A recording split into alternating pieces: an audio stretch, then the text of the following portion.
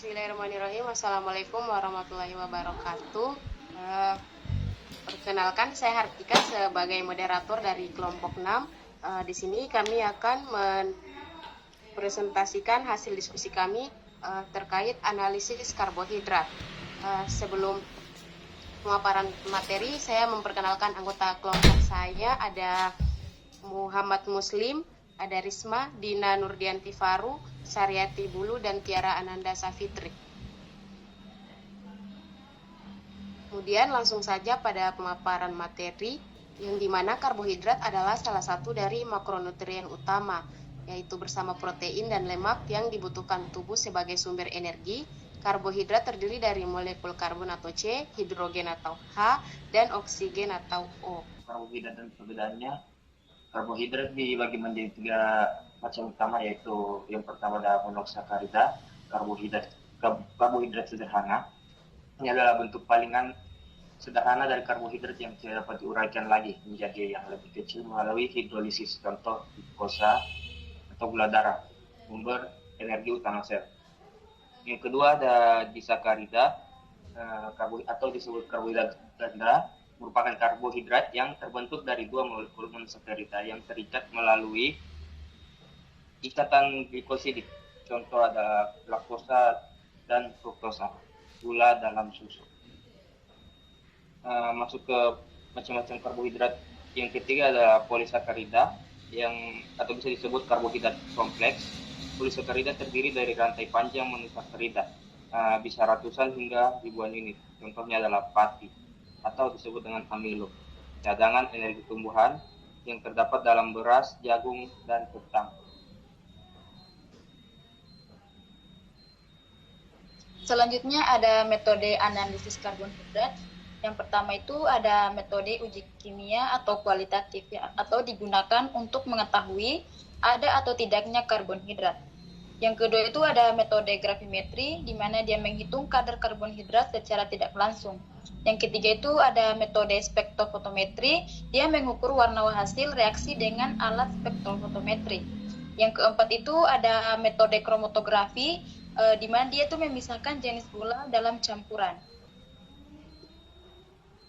Selanjutnya yang kelima ada metode enzimatik, dia menggunakan enzim khusus untuk mendeteksi gula tertentu. Yang keenam itu ada metode instrumentasi modern, di mana dianalisis tingkat lanjut struktur dan sifat gula. Selanjutnya ada macam uji analisis karbohidrat, di mana yang pertama ada uji Molis, di mana uji umum untuk mengesan kehadiran karbohidrat. Yang kedua ada uji Benedict, di mana uji untuk mengesan kehadiran gula bereduksi seperti glukosa, fruktosa, maltosa, dan laktosa. Yang ketiga ada uji Filling, yaitu dia juga untuk mengesan gula bereduksi. Yang keempat ada uji Barford untuk membedakan antara monosakarida dan disakarida. Yang kelima ada uji Seliwanov, dia mengesan kehadiran ketosa seperti fruktosa. Yang keenam ada uji iodin, dia untuk mengesan kehadiran polikasarida seperti amilum atau kanji. Selanjutnya kita masuk pada studi kasus analisis karbohidrat, di mana sumber jurnal yang kami ambil yaitu Journal of Agri-Tech Science volume 5 nomor 1 tahun 2021 dengan judul Analisis Kandungan Karbohidrat atau Glukosa pada Salak Gola-Gola atau Salika edulis.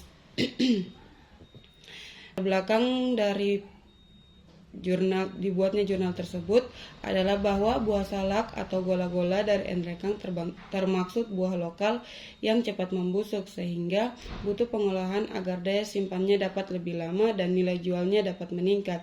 Salah satu produk olahan yang dapat dibuat adalah nata de coco, yang syarat utamanya adalah kandungan karbohidrat atau glukosa yang cukup. Karena itu perlu dilakukan analisis terlebih dahulu untuk menentukan kadar glukosa pada buah salak gola-gola sebelum dijadikan bahan baku nata de coco. Adapun cara kerja pada penelitian ini yaitu dilakukan dalam 3 tahap utama. Yang pertama analisis kualitatif dengan uji Benedict untuk melihat ada tidaknya gula bereduksi. Kemudian yang kedua analisis kuantitatif dengan metode DNS untuk mengukur kadar glukosa menggunakan spektrofotometer dengan panjang gelombang 540 nanometer. Yang ketiga yaitu preparasi sampel, yaitu sebanyak 10 gram salak gola-gola dihaluskan kemudian diencerkan dalam 100 ml air dan disaring, lalu diukur absorbansinya dibandingkan dengan kurva standar glukosa. Kemudian reaksi yang digunakan itu ada reagen Benedict, di mana dia mengandung CO2+ dalam suasana basah. Yang berikut ada reagen DNS 3,5 dinitrosalisilat bereaksi dengan gula, bereduksi menghasilkan senyawa berwarna merah kecoklatan. Adapun alasan penggunaan bereaksi, Benedict digunakan untuk uji kualitatif karena glukosa memiliki gugus aldehid yang dapat mereduksi CO2+, Cu+, menghasilkan endapan merah bata atau CO2O. Jadi ini indikator adanya gula bereduksi. Kemudian DNS digunakan untuk uji kuantitatif karena saat dipanaskan dengan glukosa, DNS akan tereduksi menjadi 3 amino 5 nitrosalisilat yang berwarna merah kecoklatan. Intensitas warna sebanding dengan konsentrasi glukosa sehingga bisa dihitung kadarnya dengan spektrofotometri. Pada perubahan warna, pada uji Benedict, larutan berubah menghasilkan endapan merah bata atau indikasi glukosanya ada. Kemudian kalau pada uji DNS, dia terbentuk warna merah kecoklatan setelah dipanaskan lalu diukur absorbansinya pada 540 nanometer. Cara menentukan karbohidrat dibuat kurva standar glukosa dengan beberapa konsentrasi 0-3 mili. Diukur absorpsinya pada 540 nm. Sampel diuji dengan perlakuan sama lalu absorbansi dimasukkan ke persamaan kurva standar. Dari hasil perhitungan, kadar glukosa pada salak gola-gola diperoleh sebesar 2,11%. Kesimpulannya, penelitian ini menunjukkan bahwa buah salak gola-gola mengandung karbohidrat glukosa sebesar 2,11%. Hal ini dibuktikan secara kualitatif dengan uji Benedict yang menghasilkan endapan merah bata sebagai tanda adanya gula reduksi, dan secara kuantitatif dengan metode DNS yang memberikan hasil pengukuran konsentrasi glukosa.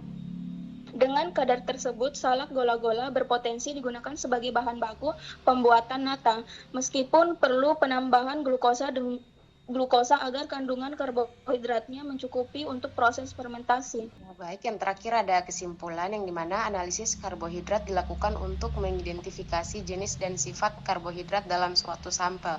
Berbagai uji kualitatif seperti uji Mosley, Benedict, Fehling, Barvet, Seliwanov, dan Iodine dapat digunakan untuk membedakan antara monosakarida, disakarida, dan polisakarida berdasarkan reaksi kimia yang khas. Sekian pemaparan materi dari kami kelompok 6. Lebih dan kurangnya mohon maaf. Saya tutup dengan wabillahi taufiq wal hidayah. Wassalamualaikum warahmatullahi wabarakatuh.